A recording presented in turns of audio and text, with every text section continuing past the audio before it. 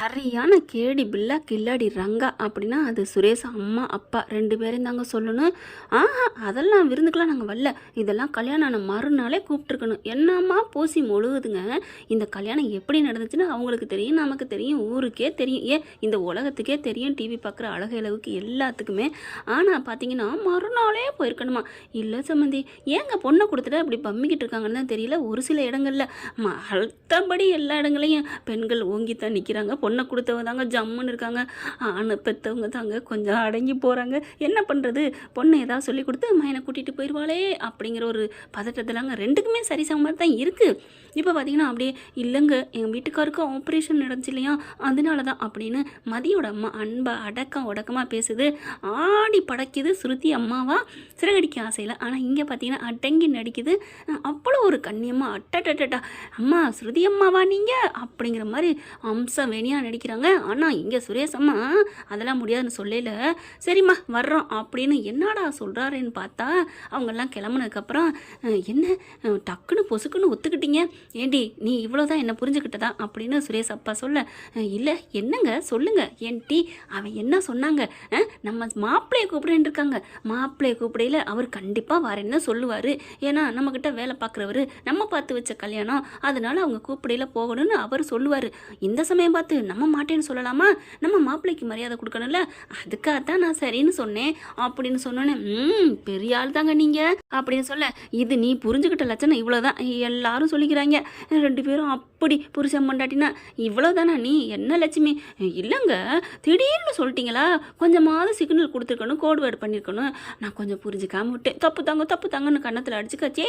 லட்சுமி உன்னை பற்றி எனக்கு தெரியாதா என்ன, விடு அதெல்லாம் எனக்கு தெரியும் அப்படின்னு சொல்லி பேசிக்கிட்டு இருக்கத மதியும் மலரும் கேட்குறாங்க. ஏன்னா காஃபி போட்டு கொண்டு வந்து கொடுக்குறாங்க. இவங்க தான் அடிக்கடி காப்பி கேட்பாங்க இல்லையா, கேட்டுட்டு காப்பி அடி கொடுக்கணும் உனக்குன்னு மலர்கிட்ட இருந்து அப்படியே பறிக்கிறாங்க. மதி ஐயோ மதி விடு, சும்மா இருக்கா அப்படின்னு சொல்லிட்டு பறிக்க, இல்லை அவங்க அப்படி இருக்காங்கன்னு பதிலுக்கு பதில் நம்ம பண்ணலாமா, விடு மதி அதெல்லாம் முடியாது அப்படின்னு சொல்லி பறிச்சுட்டு போயிடுறாங்க மதி. ஏன்னா மதி குடும்பத்தை கொஞ்சம் மதிக்காம தானங்க பேசினாங்க, அந்த கோவம் இருக்கத்தானே செய்யும். அடுத்து பார்த்தா சரின்னு மாப்பிள்ளையும் கூப்பிட்றாங்க. தங்கராஜ் என்ன பண்ணுறாரு, என்ன சொன்னாங்க என் மாமனார் வீட்டில், அவங்க வழக்கம் இல்லைன்னு சொன்னாங்க, அப்புறம் உங்களுக்கும் கூப்பிட்றேன்னு சொன்னேன், அதுக்கப்புறம் உங்கள் மாமனார் சரின்னு சொல்லிட்டாங்க சார் அப்படிங்கிறாங்க. சார் என்ன சொல்லுவாங்க, ஓனர் இல்லையா, அப்படியா சரி வர்றோம் நாளைக்கு அப்படின்னு சொல்லிடுறாங்க. மாமனாருக்கும் மறுமையினு ஃபோன் பண்ணி பேசிக்கிறாங்க. மாப்பிள்ளை உங்களையும் கூப்பிட்டாரா மதியோட அப்பா, கூப்பிட்டாரு அதான் அப்படிங்கல, என்ன மாப்பிள்ளை முடிவு பண்ணியிருக்கீங்க, அதான் நான் வரேன்னு சொன்னேன், நீங்களும் சரின்னு சொல்லிட்டீங்களாமே, ஆட பாவி கரெக்டாக போய் சொல்லியிருக்கானே லட்சுமி பாத்தியா, நம்ம மாப்பிள்ளை வரேன்னு சொன்னோன்னே நம்ம வர்றோம்னு போய் சொல்லியிருக்கிறான் அப்படின்னு சொன்னோன்னே, இல்லைங்க அவன் யதார்த்தமாக நம்ம மாப்பிள்ளையை வர சொல்கிறக்காண்டி சொல்லியிருப்பாங்க. ஓ அப்படி வேறு இருக்கோ, நீங்கள் இதான் புரிஞ்சுக்கிட்டதாக்கு, சரி விடு அப்படின்னு சொல்லிட்டு, சரிங்க மாப்பிள்ளை நாளைக்கு வந்துருங்க அப்படின்னு ஃபோனை வைக்கிறாங்க. அடுத்து சந்தோஷம், அம்மா வீட்டை போகிறேன்னு, அம்மா வீட்டுக்கு பார்க்க போகிறோங்கிறத விட இந்த கும்பலை கூட்டிகிட்டு போய் என்ன ஆக போகுது, கும்பலுங்கிறத விட மாமனார் மாமியார் தவிர எல்லாரும் நல்லவங்க தான், அவங்களும் நல்லவங்க தாங்க, கொஞ்சம் அந்த காலத்து அது மாதிரி கட்டு சொட்டாக இருக்கணும்னு நினைக்கிறாங்க, கட்டுக்கோப்பா அவ்வளோதான். இந்த காலத்துக்கு தகுந்த மாதிரி எசைஞ்சு கொடுத்து போகணும், நாணல் மாதிரி வளைஞ்சு போனால் தான் இந்த காலத்தில் வாழ முடியும், அது தெரியல அது ரெண்டுக்கும். இப்போ எல்லாரும் கிளம்புறாங்க.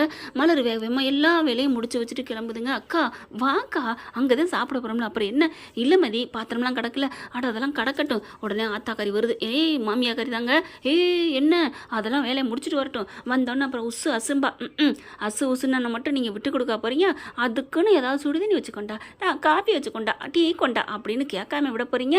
இது பூரா மதியோட மைண்டு வாய்ஸுங்க, நேரில் சொல்ல முடியாதுங்க. மற்ற நாளாக இருந்தால் கூட பரவாயில்ல ஆட்டி படைக்கும், இப்போ அம்மா வீட்டுக்கு வேறு போகிறாங்க, அப்புறம் இதை ஏதாவது சொல்ல மூஞ்சியை 1.5 மலத்துக்கு தூக்கி வச்சுக்கிறோம் மாமியா கறி, அதனால மனசுக்குள்ளே போட்டு மென்னு முழுங்கிட்டு, அப்படியாத்த சரிங்கத்த அப்படி சொல்லி, நானும் வேணா பாத்திரம் கழுவட்டுமாத்த, சொல்லாமல் செய் அப்படிங்கிறாங்க. டக்குன்னு வேலையை முடிச்சுட்டு எல்லாம் கிளம்பி போகிறாங்க.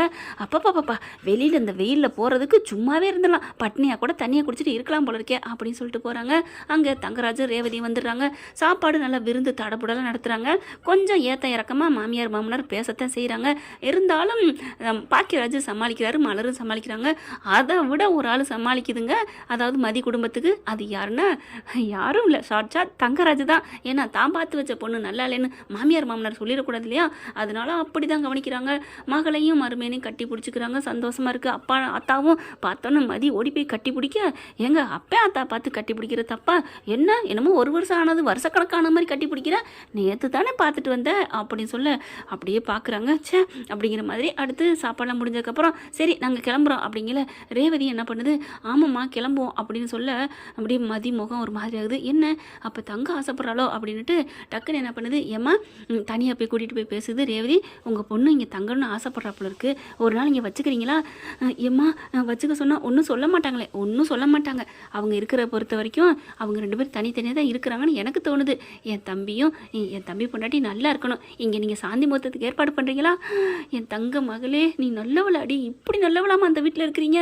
ஐயோ எல்லாரும் நல்லவங்க தான், வயசுக்கு தகுந்த மாதிரி அவங்கவுங்க காலத்துக்கு தகுந்த மாதிரி இருக்கிறாங்க, நீங்கள் ஒன்றும் கவலைப்படாதீங்க அத்தை அப்படின்னு சொன்னோன்னே, என்னம்மா சொன்ன அத்தையா? ஆமாத்த அத்தை தானே வேணும், என் தம்பிக்கு அத்தைனா எனக்கு அத்தை தானே அப்படின்னு சொன்னோன்னே மதி எல்லாத்தையும் கேட்குது. அதுக்கு அப்படியே 1 2 கேட்டுட்டு அங்கிட்டு போயிடுறாங்க. இங்கே பாருங்கள் சாந்தி முகூர்த்தத்தை ஏற்பாடு பண்ணுங்க, எப்படியாவது நீங்கள் வந்து பேசுங்க, இங்கே நானும் ஏதாவது சிக்னல் கொடுத்து தங்க வைக்கிறேன் அப்படின்னு சொல்லிட்டு அங்கிட்டு போயிடுறாங்க. அடுத்து அவங்க வந்து கிளம்ப போகும்போது, ஆமாம் சம்மந்தி ஒன்றே ஒன்று ரெக்வஸ்ட்டு அப்படிங்கிறாங்க. தங்கராஜன் என்ன அப்படின்னு சொல்லி மதி அப்பா பார்த்து கேட்க, ஒன்றும் இல்லை, நாங்கள் விருந்து ஒரு வேளை தான் போட்டிருக்கோம், மறுநாளே இந்த சடங்கு சம்பிரதாயம்லாம் நடக்கணும், அதனால் அதனால் இங்கே ஒரு நாள் இல்லாட்டி 2 நாள் இல்லாட்டியும் இன்னைக்கு நாளைக்கு மட்டும் அப்படின்னு வாய் அவங்களுக்கு கெஞ்சுறாங்க. என்னமோ பெரிய கொட்டீஸ்வரன் மாதிரி. தங்கராஜ் பார்க்குறாரு, என்ன இப்போ உனக்கு அப்படின்னு, உங்களுக்கு என்ன வேணும் அப்படிங்கிறாங்க. இல்லை என் பொண்ணும் என் மாப்பிள்ளையும் ஒரு 2 நாள் இங்கே தங்கட்டுமே. 2 நாளா அப்படிங்கிறாங்க. இல்லை 1 வாரம் கூட தங்கலாம் தான், மறுவீடு வந்தால் அப்படித்தான், ஆனால் நீங்கள் தான் அப்படிங்கல, அதெல்லாம் 1 நிமிஷம் கூட தங்க முடியாது, நீங்கள் இதில் 2 நாள் வேறையா, டே சுரேஷ் கிளம்புடா அப்படின்னு சொல்லி கையை பிடிக்க, சுரேஷ் எப்படி என்ன சொல்லுன்னு தெரியாமல் பார்க்குறாரு. மதிய ஒரு மாதிரியாக பார்க்குது.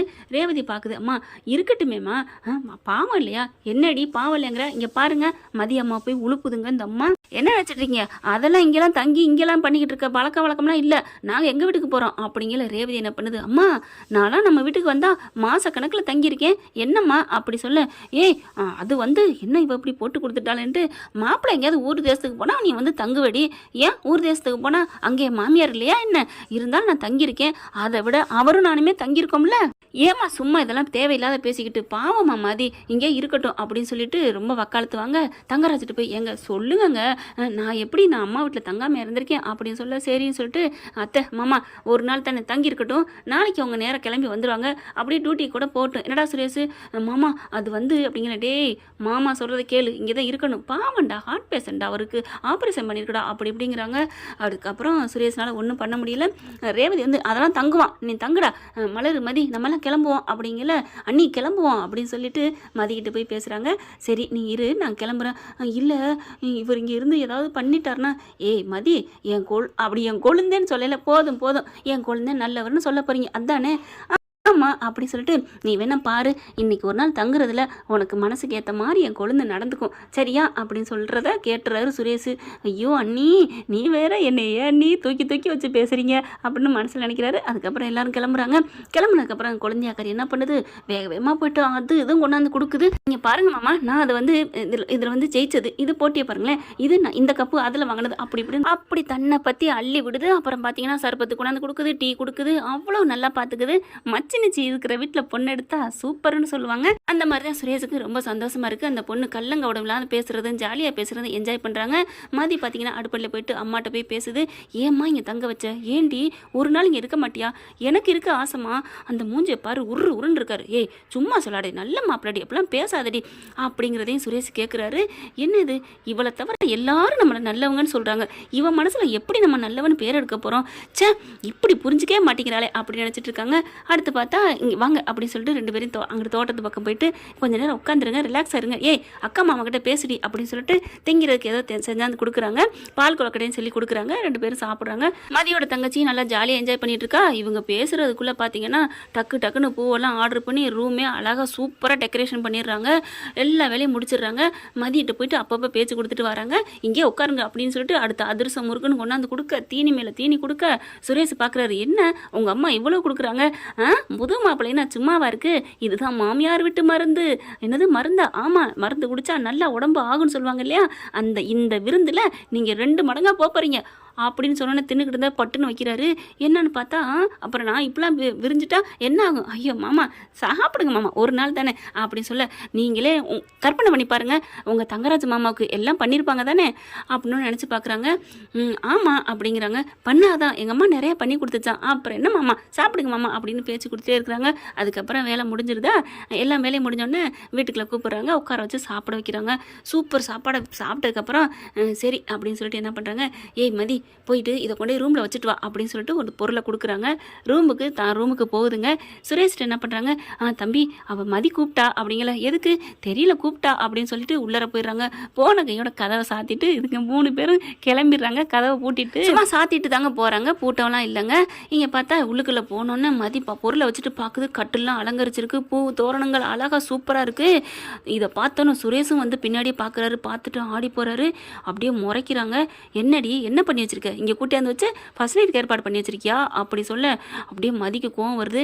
என்ன பார்க்குறீங்க, என்ன நான் இதெல்லாம் கேட்டேனா, எனக்கு இதெல்லாம் வேணும்னு எங்கள் வீட்டில் நான் கேட்டேனா, அதுவும் உங்கள் கூட நான் இதெல்லாம் கொண்டாடுவேனா, இதெல்லாம் நான் நினச்சி பார்ப்பேன் உங்கள் கூட நடக்கிறதே அப்படின்னு சொல்லிட்டு திரும்ப அப்படியே நாக்க கடிக்கிறாங்க. ஐயோ இந்த வார்த்தையை சொல்லியிருக்க கூடாதே அப்படின்ட்டு சுரேஷ் என்ன பண்ணுறாரு, ஆமாம் ஐயோ இவ என்ன சொன்னா, ஏன் கூட இது நடக்கக்கூடாதா அப்படின்னா, இப்போ அப்புறம் யார் கூட, என் கூட தானே சண்டையோ சச்சரவோ ராசி ஆகுறமோ ஆனதுக்கப்புறமோ இது ஏன் கூட தானே நடக்கணும், ஐயோ அப்படின்னு, ஏய் மதி மதி அப்படின்னு கூப்பிட, ஐயோ ஏய் மதி அவருக்கும் புரிஞ்சிருச்சடி நீ சொன்னது, இப்போ என்னடி பண்ண போகிற, எப்படியாவது சமாளிடி, ஜெயிலுக்கு போகிறேன்னு சொல்லுவாங்களே அந்த மாதிரி பேஸ் மட்டும் வீக்காக இருந்தாலும் பில்டிங் ஸ்ட்ராங்காக இருக்கணும் அப்படின்ட்டு, இப்போ என்ன பண்ண, ஏன் அப்படி கோவிச்சிட்டு வரீங்க, இங்கே பாரு இப்போ நீ என்ன சொன்னேன் இதெல்லாம் எனக்கு தேவையான்னு சொன்னேன், எனக்கு பிடிக்காதுன்னு சொன்னேன், இல்லை நீ உன் கூடயான்னு கேட்ட அப்படிங்கல, ஆமாங்க நீங்கள் சண்டை பிடிச்சிக்கிட்டு உருண்டு இருக்கீங்க, இப்போதைக்கு உங்கள் கூட இதெல்லாம் பண்ண முடியுமா, அதான் சொன்னேன், இல்லடி இல்லை அப்படிங்கல, அதெல்லாம் இல்லை அப்படின்னு சொல்லிட்டு வெளில வந்தால் கதவு சாத்திருக்கு. என்ன கதவு சாத்திருக்கு அப்படின்னு சொல்லிட்டு பிடிச்சி திறக்கிறாங்க, வந்துடுதுங்க. வெளில வந்து பார்த்துட்டு அம்மா அப்பான்னு கூப்பிட்டா யாரையுமே காணோம், என்ன யாரையும் காணோம் அப்படின்னு 2 பேருமே வெளில வந்துடுறாங்க. அங்கிட்டு பார்க்குறாங்க, வெளிக்கதவும் சும்மா தாங்க சாத்திட்டு போயிருக்காங்க. வெளில வந்து பார்த்தா அங்கே யாரும் இல்லை, அங்கிட்டு பார்க்குறாங்க காணோம். அழகாக சூப்பராக மழை சோடு கொட்டுது.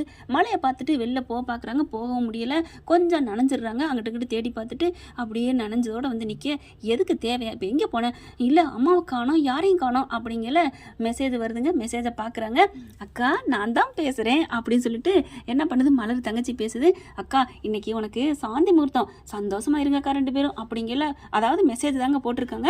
அடுத்து பார்த்தீங்கன்னா, அக்கா நீ பாட்டுக்கு உன் மூஞ்சி உருலாம் வச்சுட்டு இருக்காத, உன்னோட துடுக்குத்தனம் ஆணவம் இது எல்லாத்தையும் மூட்டை கட்டு, இப்போ காட்டுற நேரம் இல்லை, மாமா ரொம்ப நல்லவருக்கா, அவர் அழகுக்கும் கோணத்துக்கும் கட்டுமஸ்தான உடம்பு, அவருக்கு அலறு அப்படியே அள்ளுது போங்கக்கா, அவர் நல்லவரத்தாக இருக்கிறாங்க, நீ அவரோட சந்தோஷமாக வாழ பாருக்கா, மாமா ரொம்ப நல்லவருக்கா, எனக்கே ரொம்ப பிடிச்சிருக்குக்கா அப்படின்னு சொல்லி வைக்க, அப்படியே பார்க்குறாங்களா செம்ம காண்டாகிறாங்க. அப்படியே முறைக்கிறாங்க மதி. ஆனால் சுரேஷ் சிரிக்கிறாரு. என்ன சிரிக்கிறீங்க அப்படின்னு சொல்ல, உங்களை நல்லவங்கன்னு சொன்னோன்னா சிரிப்பு வருதா, அதெல்லாம் நான் அதுக்காகலாம் சிரிக்கலை அப்படி சொல்ல, அப்புறம் எதுக்கு சிரிக்கிறீங்க, அவங்களுக்கே புரிஞ்சிருக்கு, உன் தங்கச்சிக்கு என்ன புரிஞ்சிருக்கு, ஆமாம் அவள் சொன்னதை கேட்டியா, என்ன சொன்னா, நீ வேணா இன்னொரு வாட்டி போட்டு கேளு அப்படிங்கல, போட்டு கேட்டு பார்க்குறாங்க. கேட்டதுக்கப்புறம் மறுபடியும் சுரேஷ் என்ன பண்ணுறாரு, அப்படியே ரிப்பீட் பண்ணுறாரு, மாமாவோட அழகுக்கும் கலருக்கும் கட்டுமஸ்தான உடம்புக்கும் அவள் என்னென்ன சொல்லியிருக்கா, மாமா அழகானவர் கலரானவர் அப்படி இப்படின்னு எம்புட்டுன்னு தன்னை பற்றிய புகழ்ந்து பேச, அலோ அப்படின்னு மதி கூப்பிட்றாங்க. என்ன அவள் 1-2 வார்த்தை தான் சொன்னான், நீங்கள் அப்படியே எக்ஸ்ட்ரா ஃபிட்டிங் போட்டே போகிறீங்க, என்ன மன்மதன் நினப்பா, ஆமாம் அப்படிங்கிறாங்க, உன் தங்கச்சி தானே சொல்லியிருக்கு அப்படி சொல்ல, உங்களை அப்படி சொல்லிட்டு இங்கிட்ட திரும்புகிறாங்க.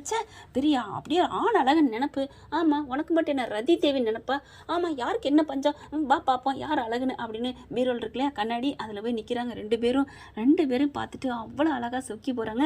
இந்த பிள்ளை நனைஞ்சு போய் மேலெல்லாம் அப்படியே ஒட்டி போய் நிற்கிதா, அதை அப்படியே கையை இழுத்துட்டு போய் பார்க்குறாங்க. கண்ணாடியில் பார்த்தோன்னா இவங்களுக்கு அப்படியே ஒரு மாதிரி ஆகுது. 2 பேருமே அப்படியே 2 பேரும் திரும்ப என்ன பார்க்குற, 2 பேருமே அழகு தான் அப்படின்னு சொல்ல, அட யாராது வெக்கப்படுறது, மதிக்கலாம் வெக்கப்பட தெரியுமா அப்படி சொல்ல, ஏன் நானும் பெண் தானே எனக்கு வெக்க வராதா என்ன அப்படி சொல்லிட்டு அப்படியே பார்க்குறாங்க. அப்படியே தோள்பட்டையை பிடிச்சி வா அப்படின்னு உட்கார வைக்கிறாரு. என்ன பண்ண போகிறாரு அப்படின்னு பார்க்க, ஒன்றும் பண்ணலை, இந்த தலையை தோட்டிட்டு ட்ரெஸ்ஸை மாற்று அப்படின்னு சொல்லிட்டு போயிட்டு தனியாக போய் உட்காந்துருக்காரு. இந்த பிள்ளை என்ன பண்ணுது, ட்ரெஸ்ஸை மாற்றுறதுக்கு துணியெல்லாம் எடுத்து வைக்குது, தலையை தோட்டுது. இப்படியே உட்காந்துட்டு தான் நான் எப்படி மாற்றுறதா அப்படின்னு நினச்சிட்டு இருக்க. அப்படி நிமிந்து பார்க்குது. இவரும் பார்க்குறாரு.